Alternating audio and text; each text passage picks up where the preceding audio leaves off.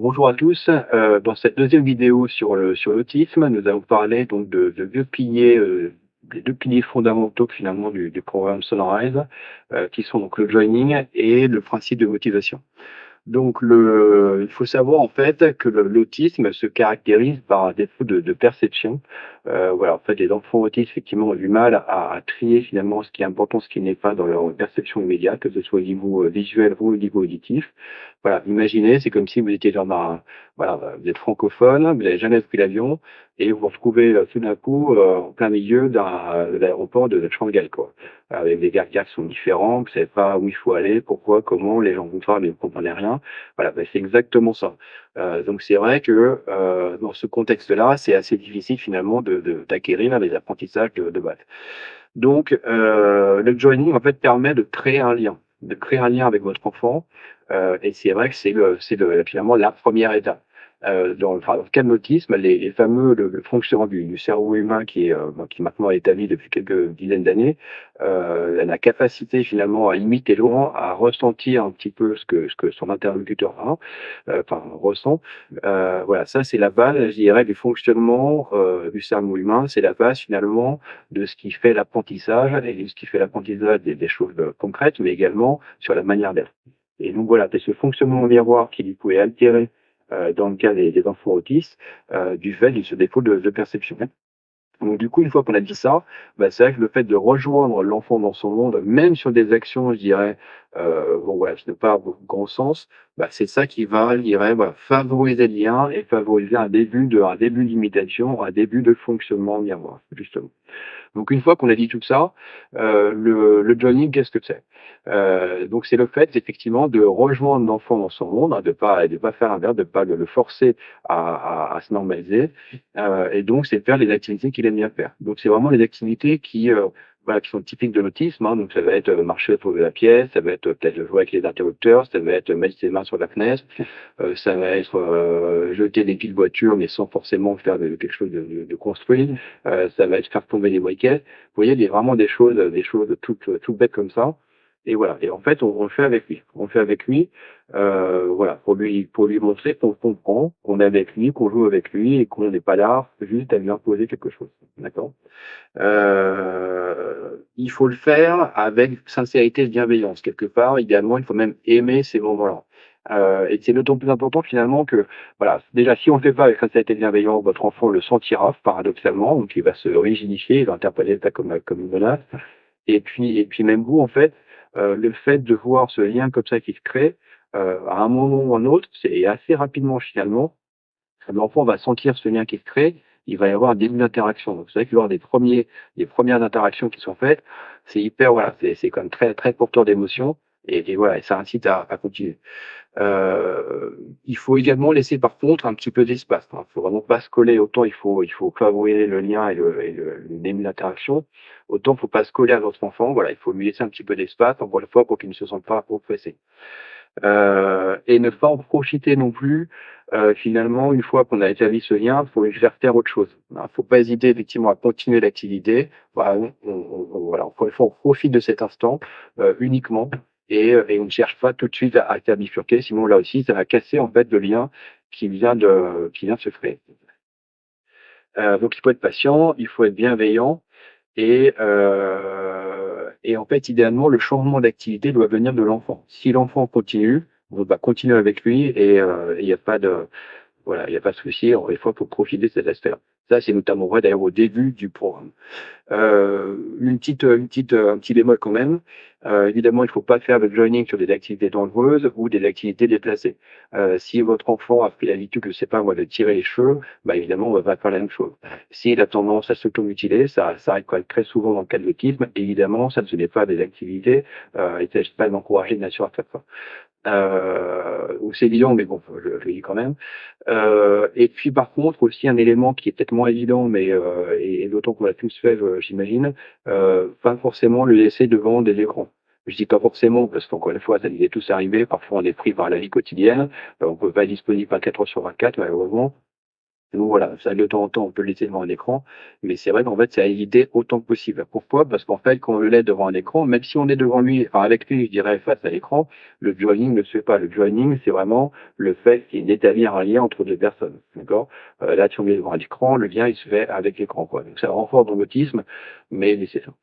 Euh, une remarque en fait à ce stade, en fait souvent, et moi j'ai déjà entendu, c'est vrai qu'on fait la même chose que l'enfant, et d'ailleurs les parents de Ron Kaufman, hein, donc j'en profite pour vous remontrer le livre, les parents de Ron Kaufman, effectivement, souvent s'entendaient dire que en faisant la même chose que lui, finalement, on le renforçait dans l'autisme. Alors qu'en fait, c'est pas ça du tout qu'il faut faire, il faut pas faire l'amener, les racines normalisées, etc., etc. Ouais, en fait, c'est faux. C'est faux, c'est l'inverse en fait, hein. C'est-à-dire que, encore une fois, il n'en est pas capable au premier abord, donc, on l'amène progressivement. Peut-être qu'on fait la même chose, mais c'est pas pour faire ad vitam aeternam la même chose. C'est pas ça. C'est qu'on crée le lien pour après l'amener progressivement à, je dirais, oui, à se normaliser ou à apprendre des nouvelles choses et à acquérir des compétences sociales qui vont faire qu'il aura une vie normale. Mais ça va être progressif. Il suffit pas de le décréter. Encore une fois, sinon, ce serait pas. Donc voilà, c'est pas, on ne fait pas un enfant gâté, on ne renforce pas dans son autisme quand on le rejoint dans son monde, hein. C'est même l'inverse. Si jamais on impose tout de suite un objectif qui est de dire, voilà, non, moi c'est un objectif que j'ai, c'est que je veux que mon enfant il soit normal. Oui, ça c'est un objectif, c'est ce qu'on veut tous.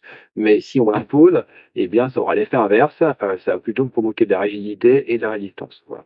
Et finalement, quand on y réfléchit, c'est pareil pour tout le monde. Si on vous impose encore une fois une activité que vous ne comprenez pas, qui n'est pas porteur de sens, et qu'en plus de ça, on vous l'impose de manière un petit peu abrupte, bah, quel réflexe vous allez avoir? Bah, ça va être de résister, tout simplement. Non, même si vous acceptez de le faire, ça sera, je dirais, contre votre gré et ça sera pas très productif. Voilà. Dans le prolongement donc de ce premier pilier, donc le deuxième, c'est le principe de motivation. Le principe de motivation, ça se fait en 4 temps.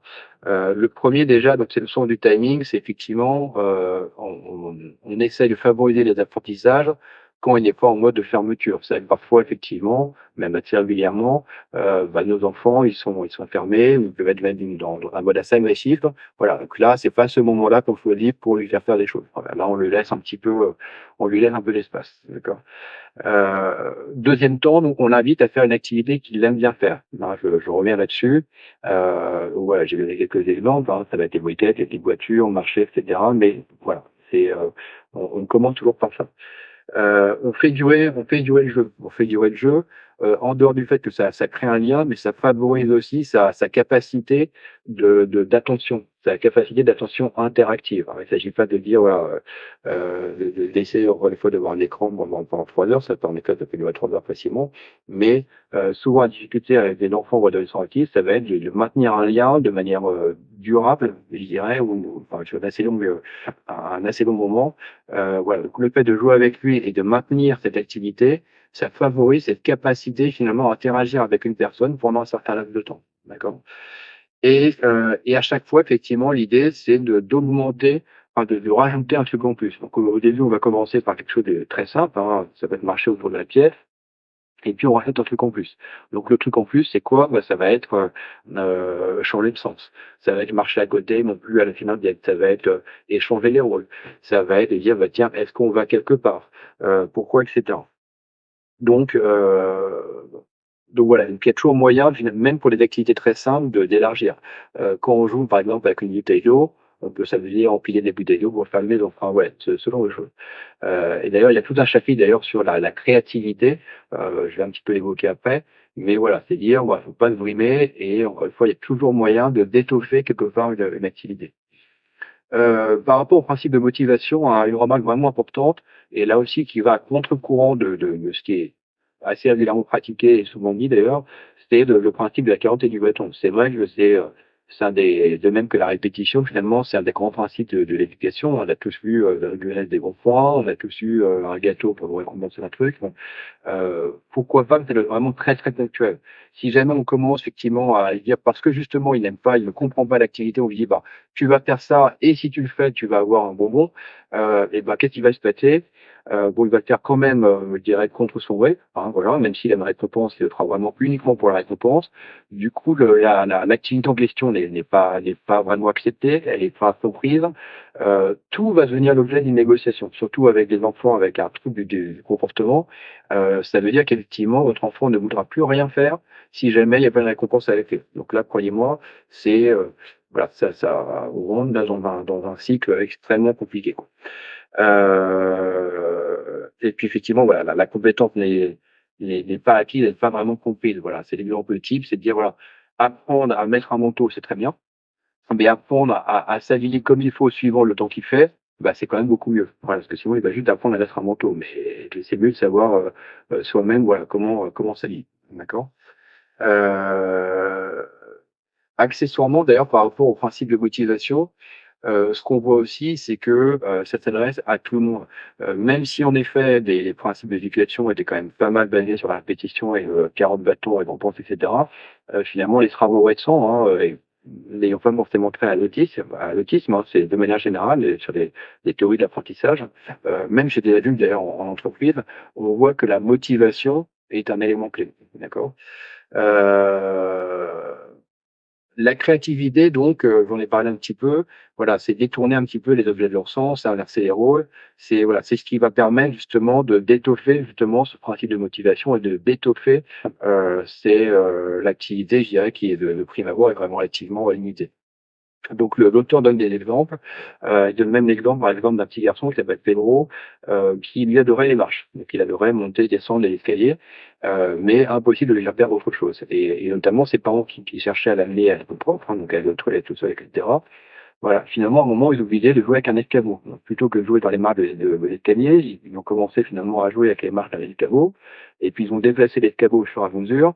Et ils vont emmener aux toilettes. Enfin, ils vont emmener Pedro aux toilettes comme ça, donc toujours sur les marches de l'escabeau. Et voilà, il faut aider à un moment, donc, ils ont amené finalement à faire pipi, en fait, du haut des marches de l'escabeau. Et puis voilà, ça amusait Pedro. Et c'est comme ça, voilà, qu'ils s'y sont mis. Et c'est vrai ce qui est intéressant, en plus, c'est que dans un deuxième temps, comme ça a un petit peu démystifié l'action et puis voilà, ça a habitué Béraud à la pièce, bah, finalement, dans un deuxième temps, et ça qui est vraiment intéressant, c'est qu'il a appris à la toilette tout seul, sans avoir recours à l'escabeau.